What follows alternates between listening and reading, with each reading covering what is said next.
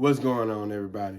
YL from RebelEars.com here again with another episode of YL's Weekly Recap.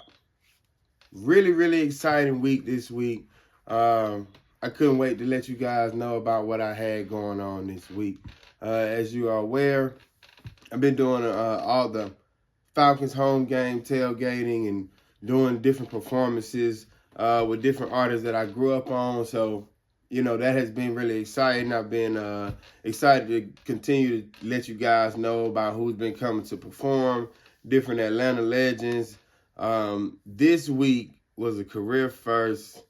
Super excited, man. I could not wait to let you guys know what happened this week. Now, jumping right off into it, the thing about it, like I always say, this is all about inspiration. This is all about just letting you guys hear it firsthand from somebody who's out here chasing a dream. I'm not the best at it. I'm not the highest paid. I'm not, the most qualified to do audio in a lot of different areas. I understand that. I'm always continuously learning. But the best part about what I'm doing is I'm showing you guys that it's possible. I am making a living, a wonderful living, off of audio. So this is the inspiration, but outside of that, this is also exciting for me because it's a firsthand look at my career and my journey. A lot of these different episodes that I'll give you guys in the future where you'll be hearing a lot of different career first and career milestones because I'm continuously growing in the audio industry, right? So I think that is amazing that you guys are growing with me as well, and being able to, in at least a week after I do some of these things, that you guys are able to hear about it and know about it. As it's still fresh to me and exciting for me. So this week, jumping right off, we had our first Grammy-nominated artist concert. Yes. I've been a part of a lot of concerts for audio-wise, a lot of dope performances, but this one was different. This was the first time that I worked with, this kind of artist, when you're dealing with established artists and you're dealing with people that are really used to traveling and touring and performing and putting on, showcasing their talent and their art all over the world, it comes with a certain expectation, right? And a lot of times when you're contracting, we don't really know what we're getting ourselves into. We're just contractors. We're trusted that we have the knowledge and the tools to do what we need to do and make everything sound good. But it's not like we travel with these artists. It's not like, we're around these artists all the time. So we know exactly what they like and what they want. This was major for me. This was the first time that I was the guy. A lot of times I might do monitors. I might control some audio monitor-wise for some bands and stuff like that, helping set up. But not really a lot of front of house work yet with established artists. Most of the time, if it's usually hip-hop artists, but like established bands, established artists, I'm usually doing monitor engineering. I've done some front of house work for bands, but it's usually cover bands. It's still, a high notch of audio, but at the same time, when you're dealing with certain artists, it just comes with a certain expectation and a certain knowledge. So I was already blessed, and I felt good about being offered this gig. That means I've been doing a good job, and people have faith in me to do what I had to do, right? So the artist, she goes by the name of Aja Monet. So Aja Monet, she is, like I said before, a Grammy-nominated poet. She's a spoken word artist. She's a writer, an activist. She does a lot. And she travels with her blues band. And it is really dope. I'm talking about vibes, man. Real deal vibes. What becomes of children? So This particular show, this was my first time on this console. I was on the Yamaha CL3. I've been on the CL1. I've been on the CL5. Never been on the CL3. Definitely a hometown favorite for me. It just wiped the slate clean.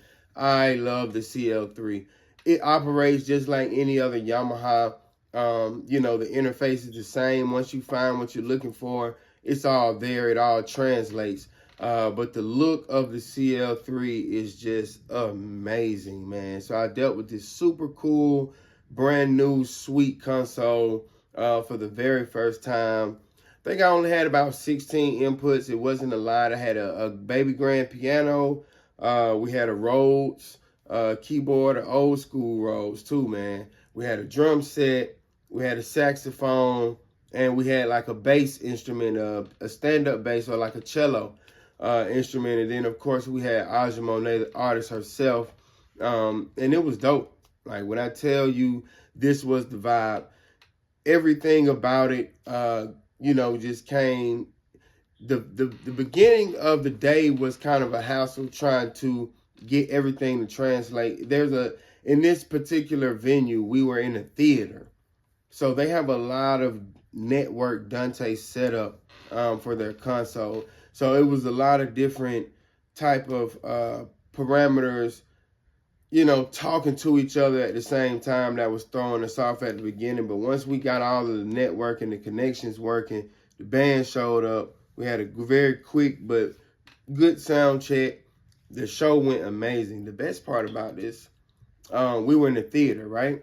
So this is a surround sound type of venue. We have you have left, center, right, and rear. And then, of course, we had front with the PA. We had left front, and then we had right front.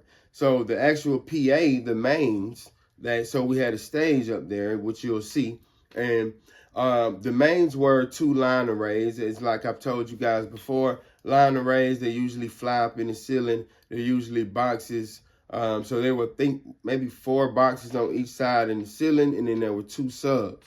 Those were your mains. So you got your subs, you got your left front and your right front, left front, right front. Then we had speakers on your left side. We had speakers on your right side. We had speakers in the rear as well, speakers up in the balcony. What's amazing about this type of show and this type of artist is this spoken word. The attraction is the word, right? The spoken word. The attraction are the words that are coming out of Aja's mouth. So I was able to kind of tone back on instruments on the surround speakers and kind of pump her vocals a little bit more. Of course, she knows what she's doing. She has the stage presence. She has the delivery. She has everything she needs in her vocals. All I have to do a little EQing, make it sound nice, make it nice, vibrant, make it present, throw a little EQ on it. And then I have the instruments in the background. The instruments were pumping from the PA pretty well. They were in the background on the surround speakers, and her vocals were pumping pretty well in the surrounds. So as you're sitting in there, it's almost like a theater experience. We got really, really great feedback. She shouted out the audio crew, which was me, right? So that was amazing. She shouted out the line crew as well. They were with us as well. We did lights and audio for her.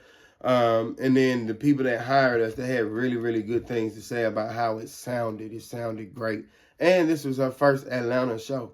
The crowd was very interactive. It was dope. It was really, really intimate. It was a good vibe. Career first, man. It was lovely. I really don't have too much more to say about it, man. I really enjoyed it. It was dope. I might post some content. I don't really know if I'm allowed to really just kind of post. I did record a lot of the show. I might be able to post a snippet or 2 of how it sounds. The second gig of the week, we're going to go ahead and jump into it. Yeah, as you can already tell, that first one was amazing. That first one was the highlight of the week. But this second show of the week was really unorthodox. It was another career first for me. It was more like a broadcasting type setup. It was not like the original live event set up. There was no stage. There was no PA. There were no speakers. It was all cameras, streaming, computers, TV monitors. It was kind of like we were in a news station, and I had to do audio for that. And that was really, really fun. It was brand new for me, something that was my first time doing. I think it was over 600 people in a meeting, and we were streaming everything through Teams. So, and when I say 600 people in the meeting, I don't mean like 600 people sitting in the room watching the stream. I mean like so many individual different people watching this stream at the same time. It was so many people watching, and so many profiles. And then some of the profiles you will see, it might be 10 people in the boardroom, and then it might be 12 people, But then, of course, you had a bunch of individual people just watching us. I think it got up to about 600. So I had to provide music for the stream, which was, simple, easy, Apple playlist. And then outside of the stream, we still had people in the film studio, kind of where we were, right? Like we had cameras on them. They had lavalier microphones on them that I controlled. They had a speaker so that they can hear the people that they were talking to on the stream as well, right? So we had conversation from the live studio into the stream, and they needed to hear each other without hearing themselves and it echoing back. So I had to do a couple mix minuses, basically to where you can hear me, but you can't hear yourself. I can hear you, but I can't hear myself, right? So I'm sending all of these different audio feeds to the stream, to the presenters, to the people that have to talk on the stream. We just had a bunch of different feeds sending everywhere. There were no speakers, like I said, no PA. I didn't have to ring out any microphones. I didn't have to worry about feedback. It was really refreshing, but I will say it was quite demanding. I think it's a little bit more demanding than live events, as far as like a stage and PA and all of that going on. It was really, really demanding, but it was fun. I was on the TF1 console. I'm used to that console. I'm on that a lot, Yamaha. So that was pretty dope, man. It was still a career first for me. It went well. The feed sounded good. It was just new for me. The next time I do it, of course, it'll be a lot better. I'll be more prepared. But it still went really, really well. I got great feedback. So that is the week for this week. Been under the weather a little bit, so I'm kind of getting a little better. Next week is going to be super exciting. We're back to Falcons games. We're back to more audio work, back to studio sessions next week. I got a new project I'm about to start mixing, so I'm about to start tapping in and letting you guys know about that. So stay tuned for the following weeks of YL's Weekly Recap. I hope you guys enjoyed this week. Really, really inspiring week for me. I hope it was a really inspiring week for you. I hope you guys enjoyed it. And until next time, refuse to sound ordinary.